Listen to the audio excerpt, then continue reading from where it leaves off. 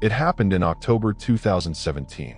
I still remember that night so clearly that even now, years later, I sometimes wake up sweating. At the time, I had just moved into a small rented house outside a quiet town. The place was cheap, which was strange because the house itself looked decent. The landlord barely asked me any questions before handing me the keys. When I asked why the rent was so low, he simply said, "The last tenant left in a hurry." I didn't think much about it. The first few nights were completely normal. The neighborhood was silent, surrounded by thick woods. It was the perfect place if you wanted peace and privacy. But on the fourth night, something strange happened.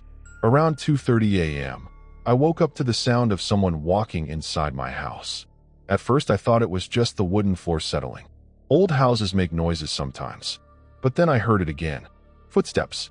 Slow. Heavy. Walking across the hallway outside my bedroom. My heart immediately started racing. I grabbed my phone and turned on the flashlight, staring at my bedroom door. The footsteps stopped right outside it. Complete silence. I whispered, "Hello." No answer. After a minute, I slowly opened the door and shined the light down the hallway. No one was there. Every door was closed. Every window locked. I checked the entire house, but it was completely empty. I convinced myself it was just my imagination and went back to bed. But right as I was about to fall asleep, I heard something that made my blood run cold. 3 slow knocks, coming from inside the wall next to my bed. Knock, knock, knock. I froze. Then a faint scratching sound started, like someone dragging their fingernails across the inside of the wall. That was the moment I realized something was very wrong with that house. The scratching inside the wall continued for nearly 30 seconds before suddenly stopping. I didn't sleep at all that night. The next morning, I checked the wall carefully. There were no holes, no cracks, nothing unusual, just plain drywall. I even tapped on it, but it sounded solid. Still, something felt wrong. Later that day, I decided to ask one of the neighbors about the house. An old woman who lived 2 houses down opened the door. When I told her where I lived, her expression immediately changed. "You moved into that house?" she asked quietly. I nodded. She hesitated for a moment before saying, "The last man who lived there, he disappeared." I felt a chill run down my spine. "Disappeared?" I asked. She nodded slowly. "One night the police came. They searched the house for hours. After that, nobody lived there for almost 2 years. I asked if they ever found out what happened. She shook her head. No one knows. That night, I tried to ignore everything she told me. But around the same time as the night before, 2:30 a.m., the noises started again. This time it wasn't footsteps. It was the sound of something dragging across the floor in the hallway. Slow, heavy, like someone pulling something large across the wood. I sat up in bed, barely breathing. Then the dragging stopped right outside my door. A few seconds later, someone tried the doorknob. Slowly, it turned halfway, then stopped. But I had locked it. I stared at the door, frozen in fear. Then something whispered from the other side. A voice so quiet I almost thought I imagined it. "Let me in." My entire body went cold when I heard the whisper. I didn't move. I didn't breathe. I just stared at the door, hoping that whatever was outside would go away. The doorknob slowly stopped moving. Then the hallway went silent again. Minutes passed. I kept staring at the door, waiting for something else to happen. Finally, I convinced myself to get up. I grabbed a kitchen knife and slowly walked toward the door. My hands were shaking so badly I could barely hold the handle. I unlocked the door and opened it quickly. The hallway was empty, but something was different. The hallway light was on. I always turned it off before going to sleep. A cold feeling crawled up my spine as I stepped into the hallway. The air felt strangely colder than the rest of the house. Then I noticed something on the floor. Scratches.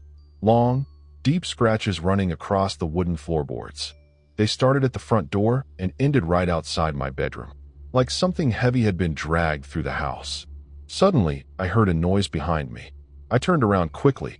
My bedroom door slowly closed by itself. Click. The lock turned. From the inside, I rushed to the door and tried to open it, but it wouldn't move. Then I heard something inside the room. Breathing. Slow. Deep breathing. And then something hit the door from the inside. Bang. I stumbled backward in pure terror. Whatever was inside my room was definitely not there a few seconds ago. I ran to the living room and grabbed my phone, ready to call the police. But before I could dial, another loud bang came from the bedroom door. Then another. Bang. Bang. It sounded like something was slamming its body against the door. The entire hallway echoed with the noise. I backed away slowly, my heart pounding so hard it felt like it would explode. Then everything suddenly stopped. Complete silence. After about 30 seconds, I heard the bedroom door creak open. Very slowly. I couldn't see inside the room from where I was standing, but I heard something step into the hallway. Heavy footsteps. Dragging footsteps. Like whatever it was had trouble walking. Step. Drag. Step. Drag. The sound moved closer. I held my breath and slowly peeked around the corner. What I saw still haunts me. There was a man standing in the hallway, but something about him was terribly wrong. His clothes were old and dirty, like they hadn't been washed in years. His skin looked pale and stretched tightly across his face. But the worst part was his eyes. They were completely black. Not dark brown. Not shadowed. Just pure black. He slowly turned his head toward me and smiled. Then he spoke in a dry, broken voice. "You're in my house." That was the moment I ran. I ran straight out the front door and didn't stop until I reached my car. My hands were shaking so badly I could barely start the engine. As soon as the car started, I drove away as fast as I could without even looking back at the house. I spent the rest of the night in a motel on the other side of town. The next morning, I went back with 2 police officers to collect my things. But when we entered the house, something strange happened. Everything looked completely normal. No scratches on the floor. No broken door. Nothing out of place. The officers searched every room and found no sign that anyone had been inside the house. They even checked the walls and attic.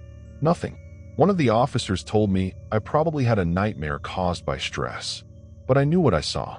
Before leaving, I decided to check my bedroom one last time. Everything looked normal, until I noticed something on the wall next to the bed. 3 deep scratches. Exactly where the knocking had come from that first night. And underneath the scratches, carved into the paint, were words that definitely weren't there before. 3 simple words. I am still here. I left the house that day and never went back. 2 weeks later, I read something online that made my stomach drop. The previous tenant they told me about, the man who disappeared, they never found his body. But according to the police report, the last place he was seen alive was standing in the hallway, outside the bedroom door.